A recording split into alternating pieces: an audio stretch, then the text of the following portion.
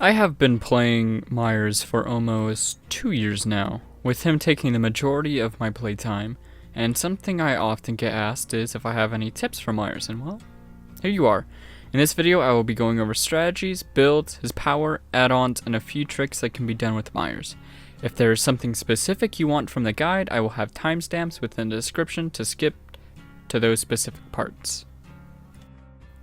First, let's go over the very basics of Myers. I'll split this up into his pros and cons.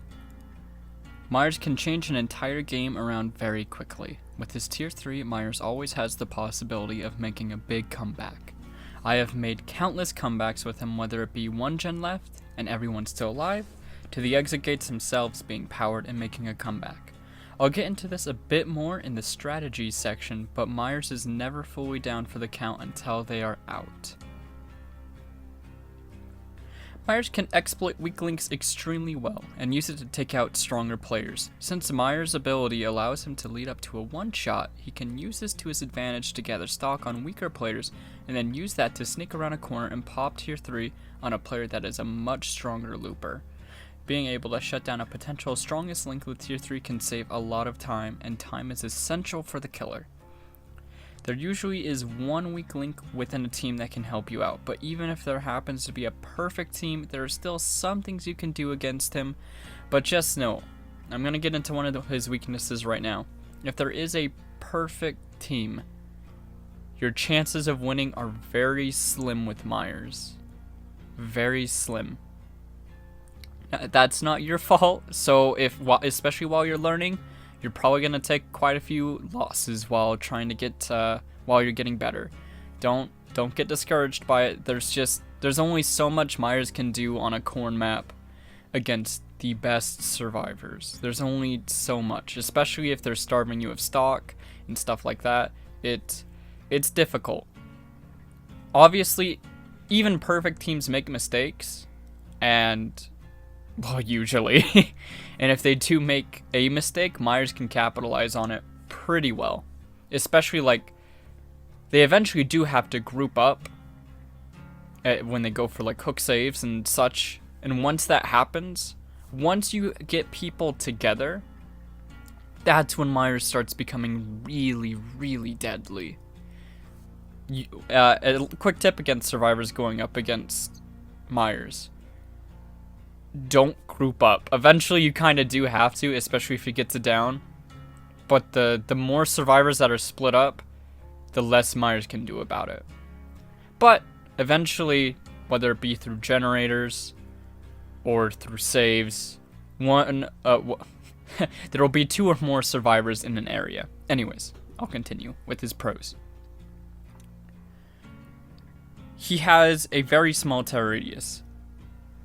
The smallest terror radius in the game without having to use his ability. This allows you to get free hits on survivors very frequently. Usually, like, you get the first hit, like you can get the first hit on a survivor pretty quickly, or he can stalk, depending on what option you want to go with, and it depends on the situation, stuff like that. One thing that is kind of nice for newer players is he isn't the most complicated killer in the game. But there are a few things to know if you want to be amazing with him, which we'll cover. Now let's go over his cons. The shape has the potential to have the worst starting game within Dead by Daylight. It is crucial that once you start, you get out of tier 1 as soon as possible. He is ridiculously weak in tier 1.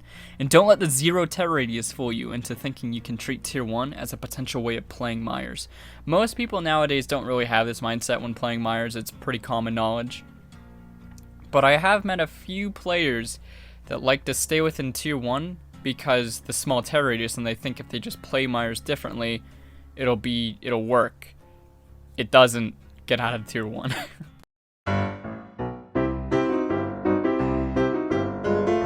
So, get out of tier 1 as quickly as possible. He doesn't have very great map pressure. While he does have a low terror radius, he has to still walk wherever he goes, with nothing in his base power increasing his movement speed. This makes Myers very map dependent, and he will struggle on larger maps. Corn maps are potentially the worst for Myers in the game. His stock has a very short range within the corn, and almost Non-existent. His stock has very short range within the corn and is almost non-existent, and they tend to be very large maps. This can sometimes work to Myers' favor as well. Maps kind of like Shelter Woods that aren't too insanely big tend to also have open space, but the problem with the corn maps is within that open space you have the corn, and like I mentioned earlier, it's almost impossible to stock. It's dumb. It's really dumb. Hate it. And soon you will too. You'll learn the pain of corn maps if you play Myers. His power is dependent on survivors messing up and being out of position. For Myers' power to work, the survivors must be out of position to be used effectively. Good survivors will use line of sight to starve Myers, making it very difficult to tier up. So with Myers, of course, like I brought up earlier, very good survivors will starve him. And if you go up against a team that is starving Mikey, it's rough. It is really, really rough. I'll get into what to do if a team is doing this a little later. But his power to a certain extent is also dependent on the survivors messing up, which isn't too great. But survivors are usually not 24/7 always fully aware of their surroundings. So, things can be done.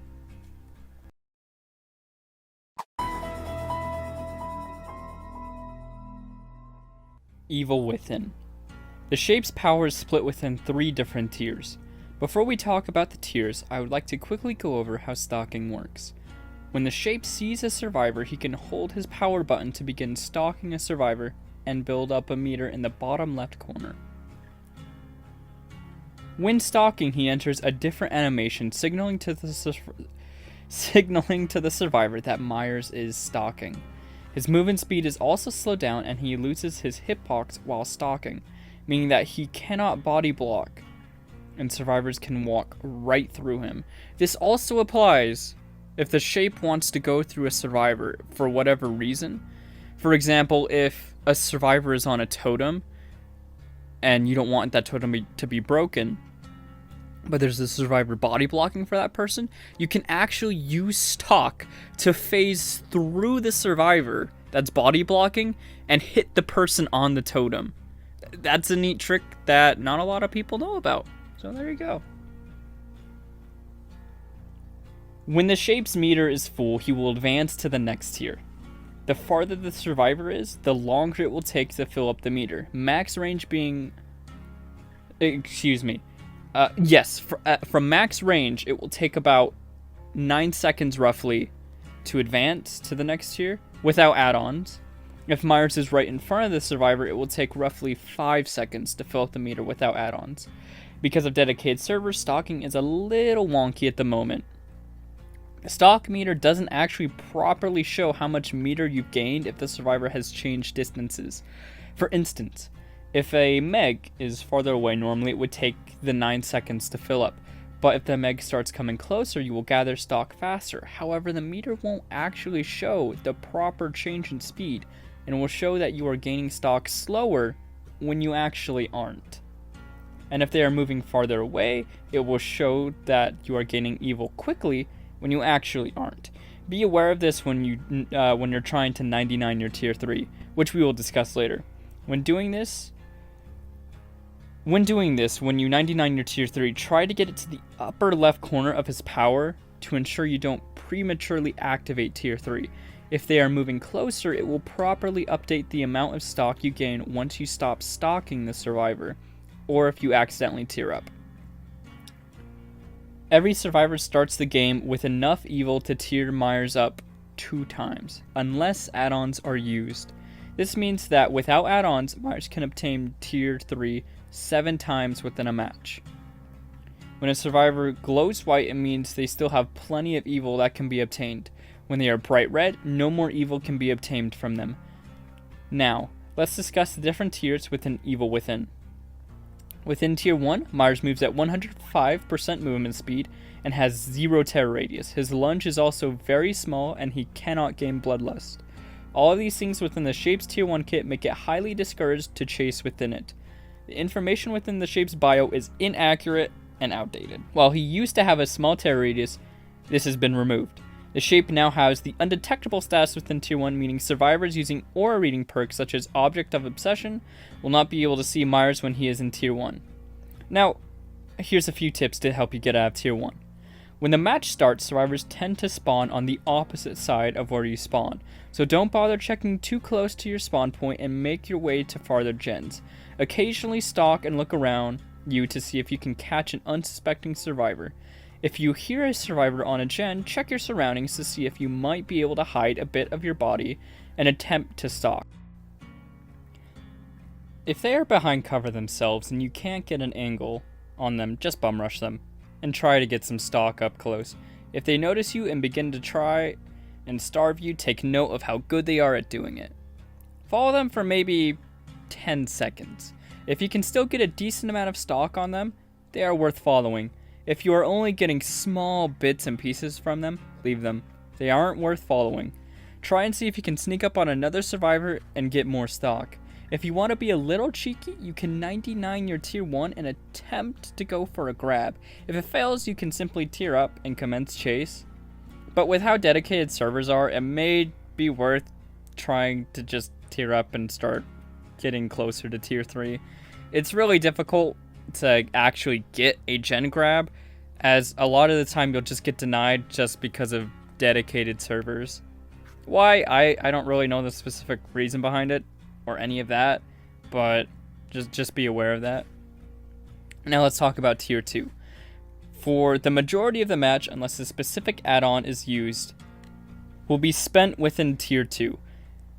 In this tier, Myers moves at the standard 115% movement speed. He can gain Bloodlust, a normal lunge, a terror radius of 16 meters, which is half of what most killers have, and a slightly faster vault of 1.5 seconds against the standard 1.7 seconds. Not incredibly crazy, but still nice. Within this tier, you can begin chases like normally, but you are also going to want to stalk when appropriate. Which is really the most complex part about Myers, is knowing when to stalk and when not to. So let's discuss. When in Tier 2, when I am chasing a survivor, if I know they are going to make it to a pallet before I reach him, I will use that time to stalk them. Now if I think I can catch them and hit them before the survivor reaches the pallet, I will keep up chase.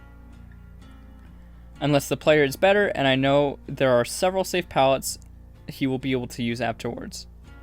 If this is the case, I will stalk anyways, and if the loop doesn't have too many line of sight blockers, I will stalk around this and then I'll go right through the loop and attempt to get them to drop the pallet. If they don't drop the pallet, I will use my Tier 3 to down them within the loop.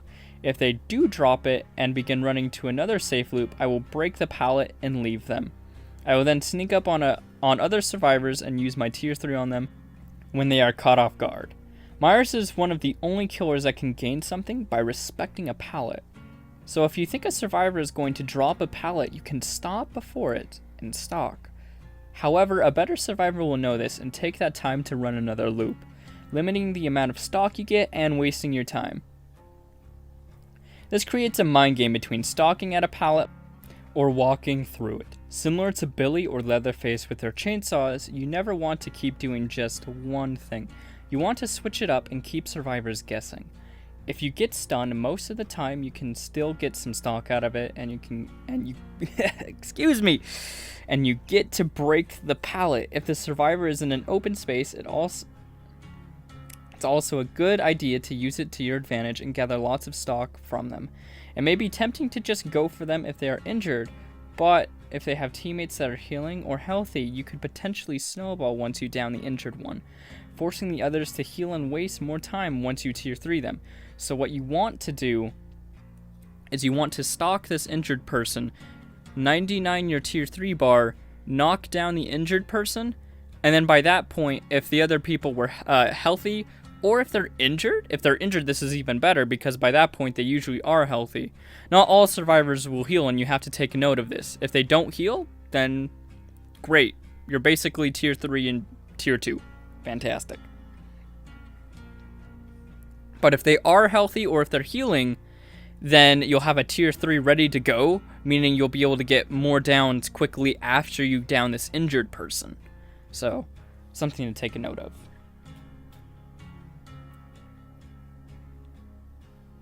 Once they are all injured, Tier 2 becomes very scary since it has such a low Terius sneaking up, and one-shotting survivors is very good pressure, which is why most survivors will heal against the Myers. This is great for Myers since healing wastes time, especially if the Myers can get another Tier 3 ready in the time it takes them to heal. Putting the survivor in what seems like an endless loop of healing only to be knocked right back down, something to also note. When stalking with Corn, if you have a higher position, you'll actually be able to stalk like normal. Just neat little trick. Not really a trick, but something nice to know. Now let's talk about Tier 3. Tier 3 is when Myers starts to become very scary. He gains access to one of the largest lunges in the whole game. He has a vaulting speed of 1.3 seconds. His tear radius becomes the standard 32 meters. And the exciting part about Tier 3, survivors gain the Exposed status effect, meaning they go down in one hit whether they are healthy or not. The only thing that doesn't knock them down instantly is if they are using borrowed time, if a survivor uses a styptic agent, or if a survivor is injured and they have Medal of Man active. The latter two are rare occurrences, however. With all of this in mind, Myers becomes a monster at downing people quickly, making Tier 3 perfect for snowballing, which makes slugging a good option. For those that are new to the game, slugging is when you down a survivor and instead of hooking him, you go for another to save time and apply more pressure. There is a time to slug and a time not to. If there are no other survivors that you are aware of nearby, don't slug them. Even if you know that the survivors are working on Chen on the other side of the map, slugging them isn't worth it. However, if you happen to down someone right next to another survivor, go ahead and commence chase with the nearby survivor to apply as much pressure as possible. If the survivor happens to have sprint burst and is already on the other side of the map, don't bother with slugging. If they get to a pallet, get them to drop the pallet. If they have another safe pallet nearby, just break it and hook the already down survivor. If they don't have an incredibly safe loop or pallet nearby, go ahead and down them.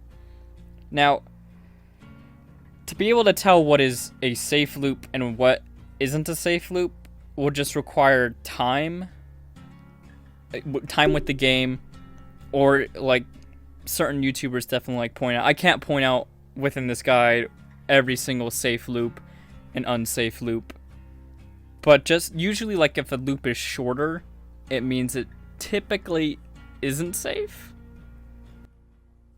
But I can't go over every single loop in this video. I'm pretty sure there are other YouTube videos that kind of go into some of the loops. I don't know if there's one that goes into every single loop within the game. But you can always watch YouTubers or myself play the game. And if I try to mind game it, that usually means it's unsafe to a certain extent. And if I just kind of go right through the loop, then it usually means the loop is very safe and you can't mind game it. When in Tier 3, remember that you have a longer lunge and get used to the maximum range. Certain loops that were safe before suddenly become unsafe if the survivor gets too greedy. His faster vault also makes certain loops less safe as well. If the survivors happen to be all grouped up, it is possible to potentially down either the entire team or nearly the entire team with a single usage of Tier 3. And like I mentioned before, with Tier 3 having 7 usages, don't be fooled by that number and think you have to hold on to your Tier 3s waiting for that perfect moment. Within a match, depending on the add-ons you are using, Myers tends to get about 4 to 5 uses of Tier 3 per match. So if you see an opportune moment to use it, because it can be really game-changing. One Tier 3 can change the entire game, especially if survivors are grouped up. If you see survivors grouped up and you have Tier 3, use it, dude. Use it and try and capitalize on it.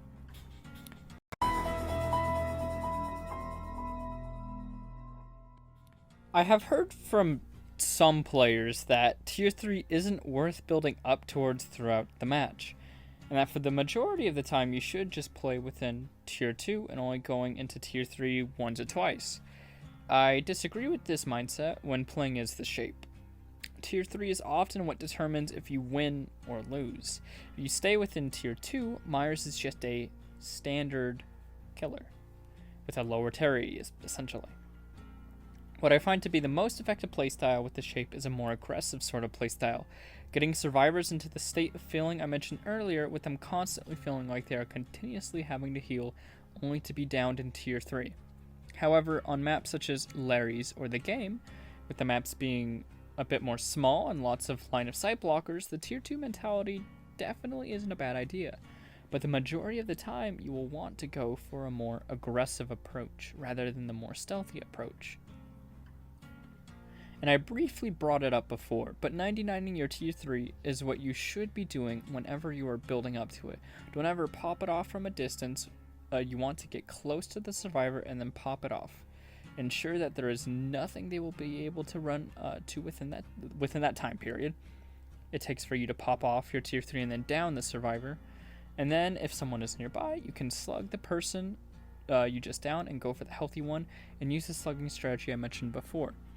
Now, I did mention that stealth usually isn't... of course, you're always passively going to be stealthy, of course. But what I really mean by that is staying within tier 2 isn't the smartest choice. The better thing is to make sure you try and capitalize on tier 3s. I have ended games within 5 minutes with one solid good tier 3 because the survivors grouped up. Now, that doesn't mean like tier 2 is useless, of course, because it is good for getting the first hit, and if they aren't healing, there's not really a point to going up to tier 3. Maybe stock up on it and have it ready just in case they start healing. But if they aren't healing, yeah, I can see it, and like I mentioned, with smaller maps, it's also good. Now, when I say 99 in your tier 3, you don't have to have it at the perfect 99. Anything either at that little left corner or that top left corner of the power or a little beyond that, that's also fine too. Just getting it up to that basically where you're going to be tapping it for like almost less than a second and you'll have it. That's just fine. Of course, the closer you can get it, the better, but you don't need to get it right on the dot. And at the end of the day, the shape is an M1 killer. So if you want to be really good with Michael, you're going to want to know your basic killer fundamentals. You want to know mind games. And like I mentioned earlier, most of this just kind of comes with playtime.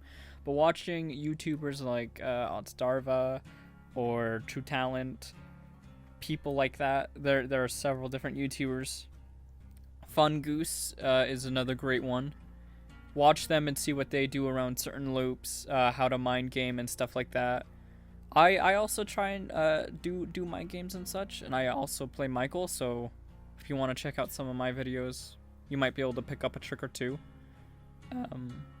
But yeah, to be good with the shape, I mean, yes, there are like things with his power and learning like when to use it, like I mentioned before, when to stalk, but at the end of the day, he is just a standard killer, similar to like Trapper.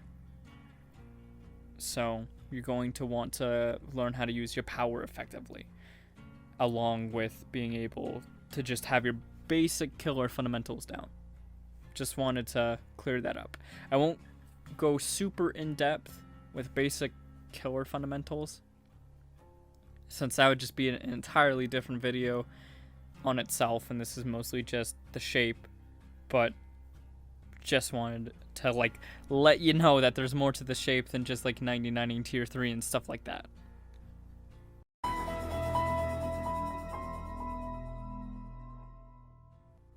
Add-ons. Alright, so let's go over all of the shape's add-ons. Now that we've discussed the strategy, mind games, all of that stuff, let's go over which ones are worth it, which ones aren't. I'm going to be going, I'm going to have a brief description of each add-on, and I'm going to go over my opinion on the add-on, and then yeah, that's it. Alright, so let's start with Judith's Tombstone. Once you gain access to tier 3, you will be able to instantly mori a standing survivor and can continue to mori survivors as long as tier 3 is active. But your movement speed is slowed to 107% in tier 2 and 3. On top of that, it takes an additional 10 seconds of evil to get to tier 3. At first glance, right, this add-on seems very strong. Like, you can straight up mori people. That sounds great, but it honestly isn't too great. It can be countered by just going into a locker, and while it gives the killer a free down, it still keeps the survivor in the game, and the decreased movement speed along with the tremendous amount of extra stock needed to mori someone makes it a pretty meh add-on. It is needed to get the Evil Incarnate trophy, but if you want to tombstone someone, we're going to go into an add-on later on that is much better for doing that. If you just want to do it for fun, I would kind of like avoid this add-on unless you're kind of going for the trophy, or if you're going for the basic, yeah, just the trophy, or if you just want like an experience, you just want to kill everyone. But at the same time, most survivors are just going to jump into a locker anyways. Most, not all. And I'll go into the Evil Incarnate and like what I feel is the best build for it later on, but let's go through the rest of the add-ons first.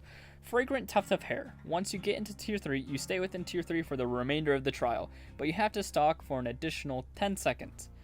This add-on, especially combined with others, is really good. It's really powerful. While it does increase the amount of stalking needed, you still have your normal movement speed, and add-ons can be used to decrease the amount of stalking. So yeah, it's a really good add-on. One of his best. Lock of Hair. The Lock of Hair increases the shape's tier 3 by 40 seconds, which means he gets a minute and 40 seconds of tier 3 time. This add-on isn't worth running. It only increases the hairbow amount of time by 10 seconds, and the amount of evil it takes to get to it just makes the hairbow a much better option in every way. Scratched Mirror. The shape is locked into tier 1, but when stalking, Myers can see the auras of survivors within 32 meters and gets extra devious and brutality points for every hit. Essentially, it's a wall hack, but you're in tier 1 for the whole game. It's not too bad on the right map and the right build, but if you're on a large map, it's not great. It's mostly just for fun. It's kind of like a Mimi add-on. It's just a Mimi add-on to have fun. Tombstone Piece. Similar to Judith's Tombstone, it takes less evil though, and it doesn't have the slowdown that Judith's Tombstone has. But once Michael kills someone, it will take him out of tier 3 as soon as it's over. This is the much better Tombstone option to go for. As long as you're not going for the achievement, it's a very good add-on. It can change the tide of the game within the first 3 minutes if a survivor feeds you. Vanity Mirror. Essentially the same as Scratch, except you can see the auras once you are in tier 2 and cannot go into tier 3. He is slowed down a bit, but still gets all the extra points, but he can only see within 16 meters. He does not have he does have a terror radius, and is detectable with aura perks. It's a pure jump scare fun. I can speak the language of English. If it's pure jump scare fun you're going for, use Scratched. This add-on is still really only useful on the smaller maps, and at that point you're kind of just going for a jump scare build. Oh, my apologies, did not mean to hit the mic. Scratch Mirror is just kind of better for that since it doesn't have a terror radius, and it's just better for the jump scare fun. Hairbow. Out of all the extended tier 3 add-ons, this one is definitely the best. You only have to stalk for an additional 2.5 seconds to gain access to an additional 30 seconds of tier 3. You only have to get the additional stalking the first time getting into tier 3. This applies to every extended add-on, meaning you only need to do the 5 seconds of stalking once you do the first 7.5 seconds of stalking. So the first time you get to tier 3, it'll take 7.5 seconds, and every time you go to tier 3 after that, it will only take 5 seconds. So this add-on's pretty good. It just means you'll only be able to do 6 tier 3s instead of 7, but usually that's not really an issue because by then you'll have extended tier 3s anyways, and at that point you've had more tier 3 time than if you were to use like no add-ons. So yeah, it's really, really solid. J. Myers Memorial. This is potentially the shape's best add-on. It shaves a full second off of the amount of stalking you need to get out of tier 1 and to get to tier 3. Getting the shape to tier up is very valuable, and this add-on makes that go by faster, making it a great add-on. I don't mean like a full second with tier 1 and tier 3 total. I mean like instead of the 5 seconds, it would take 4. For both tier 1 to tier 2 and tier 2 to tier 3. So 4 seconds to get to tier 2, 4 seconds to get to tier 3. If you're using an add-on that makes it 7.5 seconds, it is now 6.5 seconds. So, very good add-on. Jewelry Box. This add-on increases the shape's movement speed while stalking. The only real use of it is during the beginning of the match. You can move around while stalking to find people faster. This add-on isn't really worth running. Judith's Journal. This add-on shaves 1.5 seconds off of stalking time, but only when stalking from the obsession. Normally this add-on isn't too useful, but with the perk Nemesis, it becomes a lot stronger since you can switch around your obsession quite a bit. Mirror Shard. When in Tier 2, once you stalk someone for 1 second, their aura will be revealed for 5 seconds. This is usually pretty useless, but sometimes if you stalk someone right before they go behind a wall or something, you could potentially cut them off or something of that nature. If you are stalking someone, you are generally going to know where the survivor is, though I wouldn't recommend it. Once again, I hit the mic. I'm so sorry. Dead Rabbit. When in Tier 2, your tear radius is decreased to 12 meters, and when you are in Tier 3, your tear radius is increased to 40 meters. This add-on is pretty great, especially when paired with Infectious Fright at Tier 2. You're going to be even more stealthy, and in Tier 3, if paired with Infectious Fright, once you down someone, you're going to know where a lot of people are. It's a really good add-on, really good. Glass Fragment. In Tier 1, once you stalk someone for 1 second, you will see their aura for 3 seconds. This add-on is awful. It only activates at the start with Tier 1, but once you're out of Tier 1, you will get no use out of it. Somehow, it's just the Glass Shard, but worse. Don't use it. Hairbrush. Same as Hairbow, but with an additional 20 seconds instead of 30. It's good. Hairbow is just better. If you don't have the bow or just want to save them, no harm in using this. Jewelry. Same as the other jewelry set, but just not quite as fast. When you pair the two together, it's kind of fun, but other than that, don't run it. Memorial Flower. It decreases the amount of stalking needed by 0.5 seconds. It's a good add-on. When paired with other stalking add-ons, it becomes even more useful. Reflective Fragment. When Myers stalks someone for 1 second in Tier 2, he sees their aura for 2 seconds. Just like the Mirror Shard, but the amount of time you see an aura is less, meaning your chances of being able to mind game someone with it decreases, making it just about useless. I wouldn't run it. Blonde Hair. Increases Tier 3 time by 10 seconds, but you need to stalk for 2.5 seconds longer. I don't think this add-on is worth running. The amount of extra time you get isn't worth the amount of stalking needed. Yeah, I don't think so. I think it should be 1.5 seconds of additional stalking, in my opinion. Maybe even just 1 second longer. You just get 10 seconds extra out of it. Honestly, it isn't that great. Boyfriend's Memo. Slightly increases Tier 1 lunge. The only time you are going to want to run this is when you're using Scratch Mirror. Because most of the time you're not going to be in Tier 1. You're going to get out of it, and the rest of the match, you're not going to be in Tier 1. So there's not a whole lot of point to it unless you're using Scratch Mirror. Most of Myers add-ons probably could use some reworking, in my opinion. Tacky Earring. Slightly increases movement speed while stalking, same as the other Julie add-ons, except it's even slower, and you can pair it with the other one, but it's much more fun to pair the green and the yellow one together and move fast while stalking. This one's, yeah, it's useless. Why use it? Generally, the add-ons that are the best are the same ones that increase the amount of time you are in Tier 3, or the ones that increase stalking. The majority of the other add-ons aren't worth running.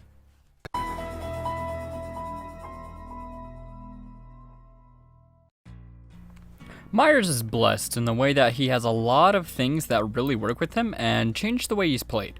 A good starting build for the shape would be Save the Best for Last, Sloppy Butcher, Bitter Murmur, and Whispers. This is just for those that don't have any teachables yet.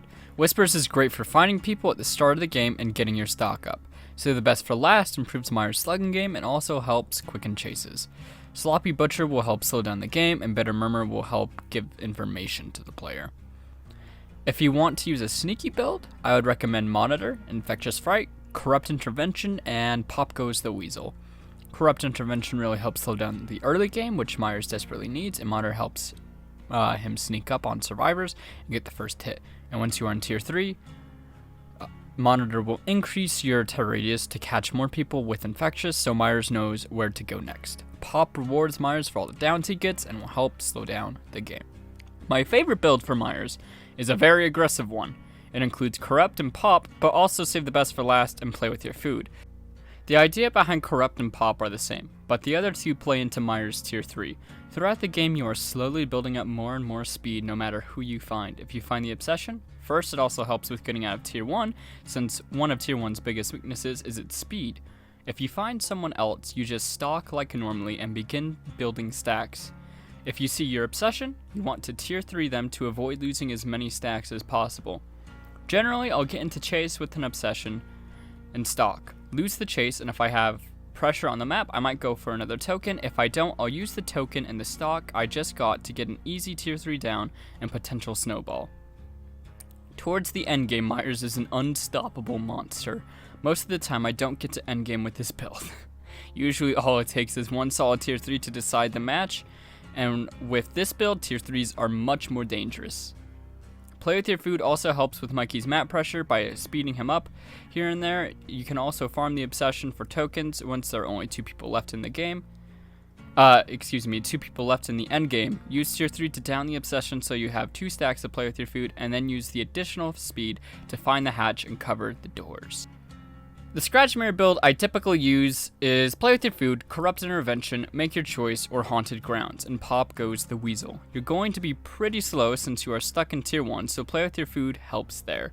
Haunted Grounds helps once you can see everyone. Wait.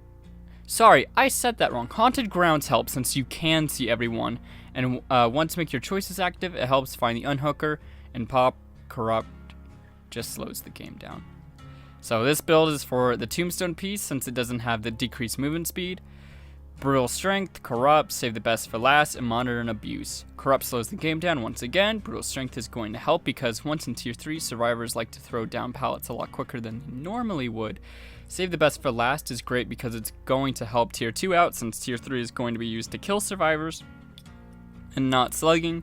Monitor will allow Michael to get closer and either stalk or just get an early hit depending on what you want. Evil Incarnate.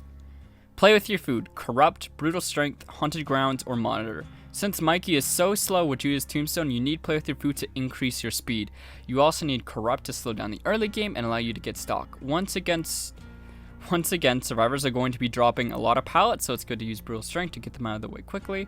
Haunted Grounds can help get an early down and potentially slow the game down a bit more while they are distracted on getting and healing the injured person, and they might not catch on to what you really want to do just yet. If you down someone regularly, Monitor can be used as well once, excuse me, messing up a lot. Okay, so you down someone regularly with Haunted Grounds, or you can use Monitor, which can be used to get closer to survivors. There are a million of other builds that can work with Michael, but here are a few that I think are pretty solid in him. And with all of that said, that is the end of our Myers guide. Hopefully I managed to help you learn something about our favorite Stalky boy. With all that being said, thank you for watching. Hope to see you guys in the next one. If you have any questions, let me know in the comments. Maybe if I get enough, I'll make a follow-up video to this Mikey guide. Maybe there's something I missed. Maybe there's something that people would like me to explain a bit more. I can make a follow-up video, and I am more than happy to do that. But thank you for watching, and once again, I hope to see you in the next one.